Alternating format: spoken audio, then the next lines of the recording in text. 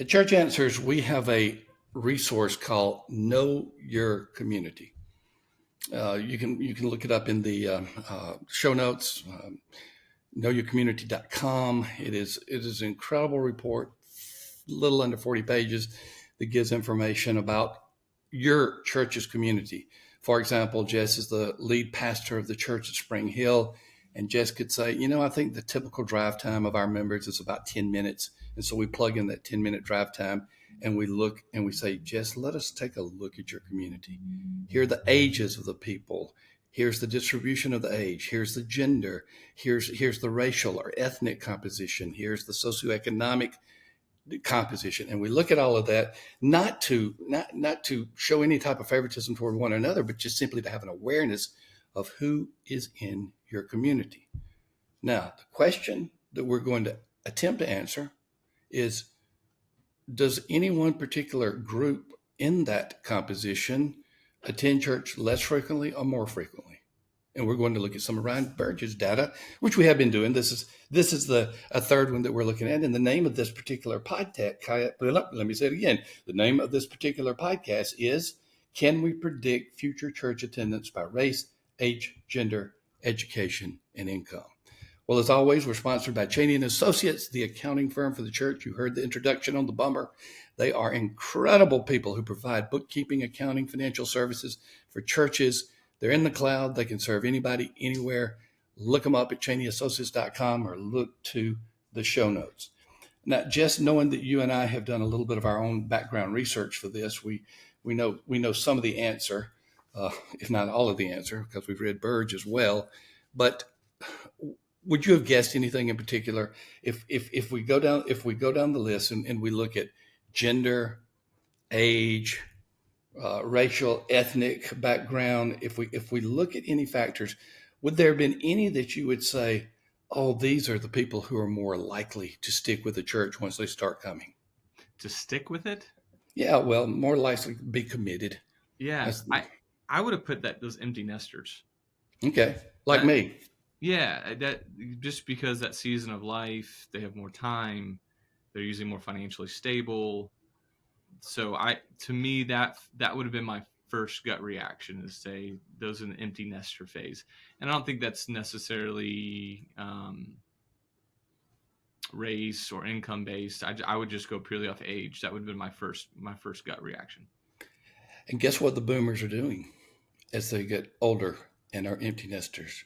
They're traveling. They're doing other things.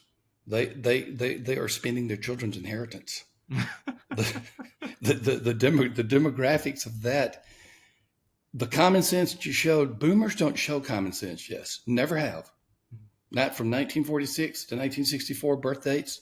Not a lot of common sense. I mean, this is the Watergate generation. That'd be 1973, but they became the Watergate generation. This is the Woodstock generation. They don't show a lot of common sense as a generation. Okay. So if you're one of those, like I am, born in the middle of 55, I'm not trying to offend you. It's just, we are a self-centered, indulgent, narcissistic generation. Wow. Do you have any good qualities? Yeah, we have some good qualities. But in the majority, no, we do not. Back to the topic. So would income affect commitment in terms of attendance at a church? Would it, is there anything that would make you think one way or the other? I know. I'm the same way, because I know affluent churches, income-wise, and I know churches that do not have much money and their members don't. And I can't tell a pattern between the two. Yeah, I can't either, because one of the things just mentioned is those with affluency tend to actually go and do maybe travel. So they're less likely to feel tied down because they want to do more. And so that would have been a natural thought. But then I see the other side of it. Those who are less affluent, maybe they're working on the weekends. No, the answer is no. I can't see one strong pattern either way. Well, on the other end, I would have thought maybe at the extreme end of less affluent, those in poverty, they may not attend simply because they don't have the dress that they want to wear, even if it's informal. Sure. They may be sick more because they cannot get adequate medical care. So, there are other possibilities. But the answer to your question, my question, is correct. Your answer to my question is correct. Income is not a factor Right. in commitment in terms of attendance. Well, let's ask another one. How about gender, male or female? Who is more likely to be committed in terms of attendance? And this is a study by Ryan Burge. I this one, and I feel like I'm going to be wrong, but I feel like I'm right though. Is I feel like females are more committed in their attendance. Well, you're wrong. There's no relationship, but let me give you a little background on that. I think the data's wrong on that. No, Joking, what joking. no, what is going on is females have traditionally been the most committed in churches. It has been shifting year by year. Their commitment level is less. There's all kind of theories out there. More of them are in the workplace, and they're more busy. They're holding two jobs down, and they didn't used to do that. They no longer think that they need church, as some secularists would say. They're strong now. They don't need the crutch. I'm not talking from my perspective, but if you were looking at this 10 years ago, you would have been dead on. But every year since then, the female attendance rate has declined while the male has pretty much held its own. So Okay. right now, they're pretty even. There's really no correlation between the two. How about education level? I would say there's no correlation, or not one more educated versus less educated would make. I don't think it would make a difference. Overall, so, and by the way, Burgess' study, it's a 2-year study. It's a longitudinal study. The same people that he interviewed in 2020, they interviewed in 2022. So it's a really great study. But no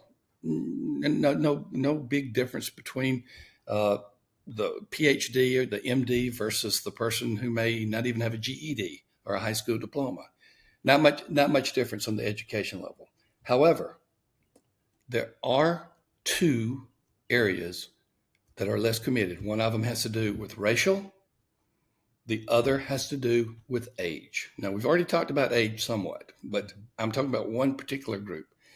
Those who are the least committed, and this is a predictive piece of data. In other words, you can look at the what's going on and you can say this is happening or will happen.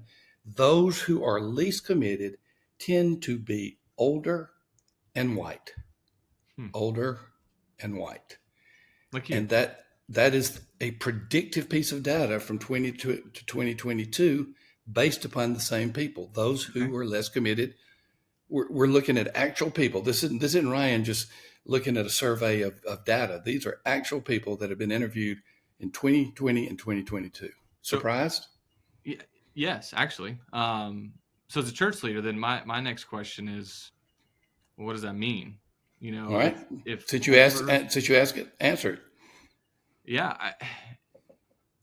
I tell you what it means in your church. You need to take better care of me. or take better care of my mom. Well, I'm older than she is, so I am the oldest, and I'm definitely white.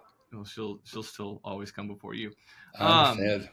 So yeah, I'm thinking that becomes, if I'm looking at my demographic, yeah, we're well in our area in Middle Tennessee, we're predominantly white anyway.